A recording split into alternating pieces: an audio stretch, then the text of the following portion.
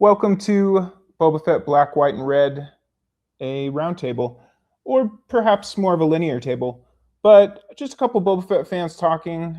Be you a Jedi, a Sith, um, perhaps a bounty hunter with some flexible morals, or even scum and villainy. I see you guys.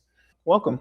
Welcome to a Boba Fett conversation about the Black, White, and Red miniseries. Don't let me chat too long by myself. I'm here with an old school Boba Fett fan, somebody who turns up on the regular, somebody I've spoken with, Mr. Gustavo Perez. How you doing, brother? Hey, I'm pretty good. How are you? Well, here we are. Welcome to Boba Fett Black, White, and Red. Yes, I'm looking forward to this.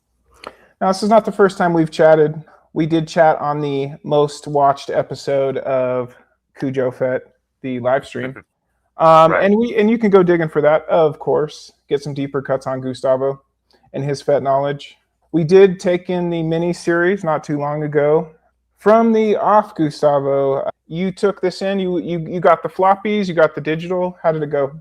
I read them digitally first, and my particular favorite issue, I had to have a physical copy of that. Do you want me to Well, not shall I yet. Not explain it yet. or Not just yet. not yet? Okay, because I've got it in hand.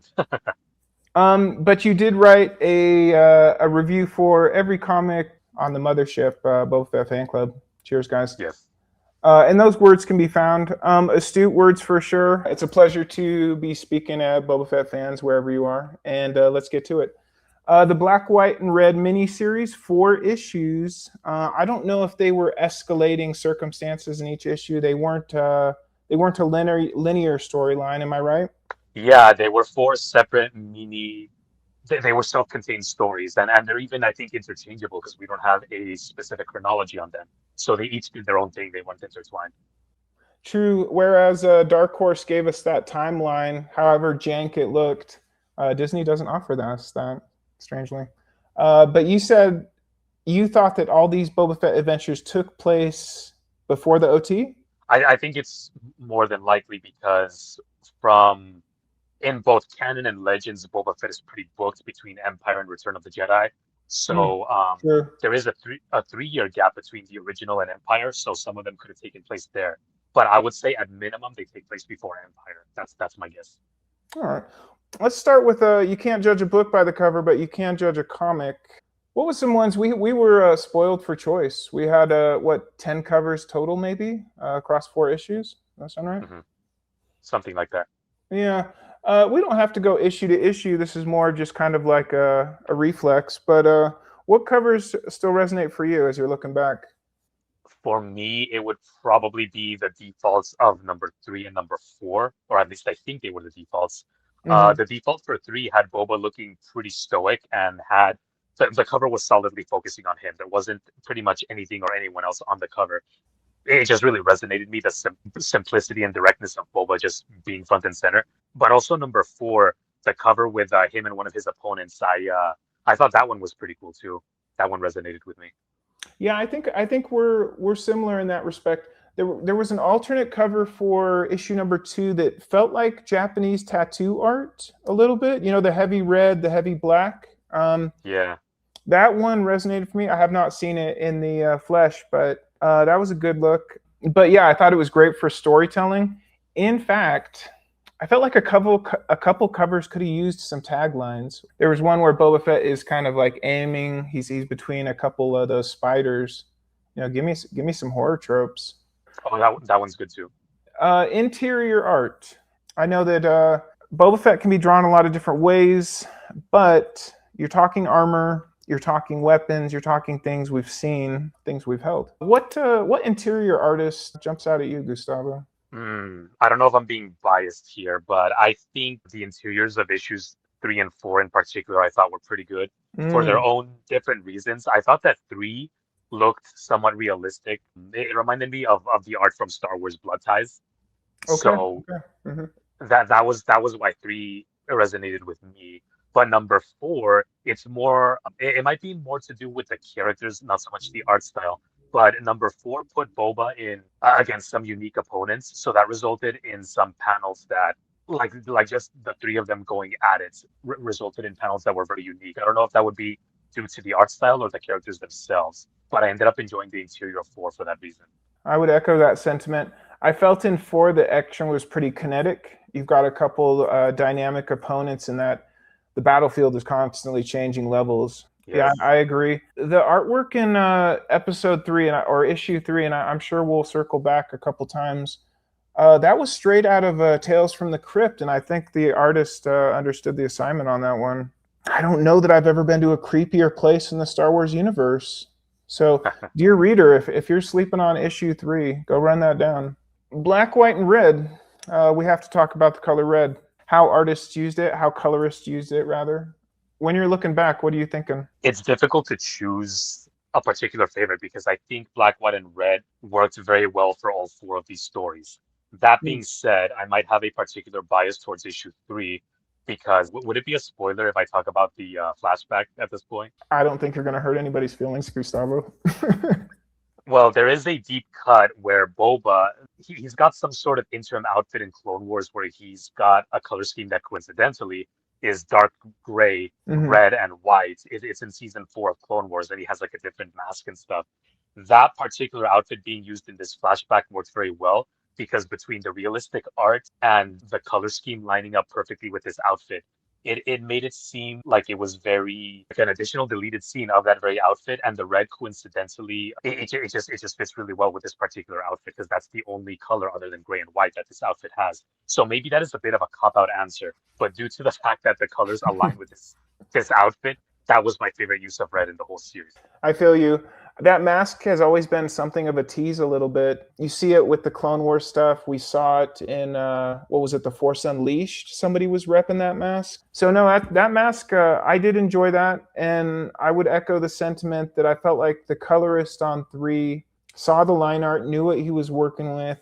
The red is spray, it's a hue. It's not a blinding red line. I did appreciate some of the usage of red in 2 as well, which is, I believe, a Piper's Pay, a very grounded Boba Fett tale dealing with a father and a son, which, of course, Boba Fett can relate to. So I thought that was a strong story. I thought that red there was the color of the mud on the planet.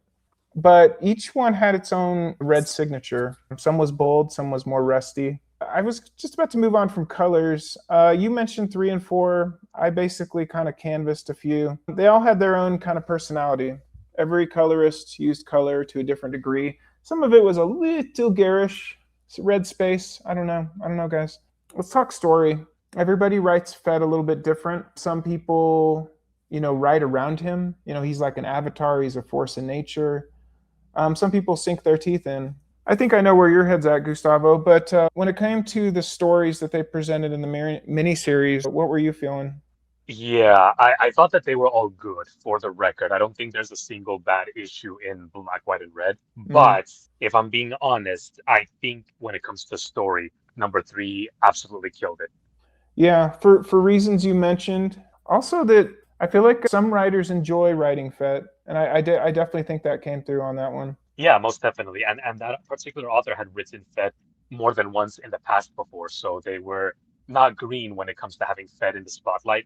And the story around number 3, mostly bounty hunting with a hint of justice and redemption, being your word and stuff, that's, oh man, it just went very hard in this comic. You said number 3 was your best story. Is there any other situations, any scenes that kind of jump out from other books? It's like I said, it's hard to choose because it's all quite good. But I think the overall conflict in number 4 would perhaps be what jumps out because he had 2 opponents that had interesting outfits, interesting loadouts. They were sort of enigmas. Like nobody beats Fett in that regard, but they were good foils for him in number 4. So having like a 3-way good, bad, and ugly kind of dynamic in number 4, that would be the one that next stands out for me, I think. I do concur. It took on a little bit of a old school versus new school. I liked the energy that 4 brought. I was there for the perspective. I thought the writer brought her personality to it, and I appreciated that. I agree with you on 3. I think that to make a Fett comic interesting, it has to feel dangerous. It has to feel dangerous for everybody reading it. Interesting little niche tales like going to the edge of space to find a bunch of creepy spiders living it up. I thought that 2 had heart. Piper's Pay. It found me down the stretch. I thought that there was some incredible scripting where Fett and the father, understand time and when it runs out. Let's talk editor's chair. Of course, we're longtime Fett fans, so we have opinions. Was there one thing that you're looking back that you would have tapped the writer on the shoulder, tapped the artist? One tip. That's a difficult one since I thought, well, like I keep saying, the comics are all just so good. But that being said, I'm sort of a chronology kind of guy. I like to know when something happened. So that, I think that is both a strength and weakness for this series because since we don't have that pinpointed, they can fit in wherever you need them to in Boba Fett's canon history. But at the same time, I would like to know if one issue took place before the other, or if it took place at least before Empire, or at least before A New Hope or something. So if they had included small Easter eggs, either in the visuals or in the actual writing, I would have really appreciated small Easter eggs to at least give us a ballpark idea of when these stories took place. That's a good shout. One thing that people slipped on is the E11. I felt like that was all over the map. I do think it matters. I think back to chatting with Mike Zeck, a cover artist, somebody who worked with Larry Hama on the G.I. Joe book. Mm-hmm. One thing that Hama used to stress was get the weapons right. People all over the world see these weapons. Many people have held the E11, whether it be from a Black Series figure or their own prop or whatever. People know what it is. They know where it ends and where it starts. So you need weight to that weapon. It needs to be consistent. So that's one tip I would leave for Black, White, and Red. On the way out, I would salute the creatives that turned up, not just the writers, but all those people behind them, the letters, the producers, all those folks. It's not easy to create right now, as we know. Yeah. Who would you salute on the way out? Well, I'm gonna have to say Ethan Sachs, the writer of number 3. He's written Boba before, but number 3 for this series is one of my favorite Fett stories of all time. Actually, that's how much it resonated with me.